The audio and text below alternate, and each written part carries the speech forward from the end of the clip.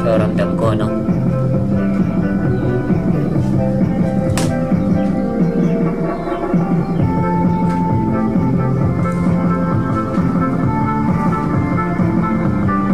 Yan.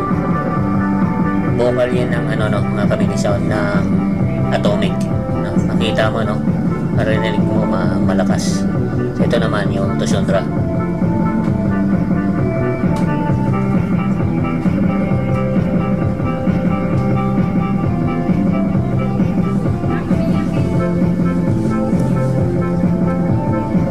So yan ang kagandahan, no?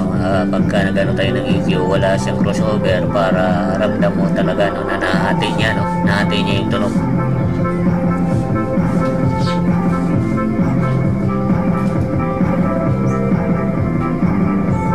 So ito, no, Atomic na naman yan.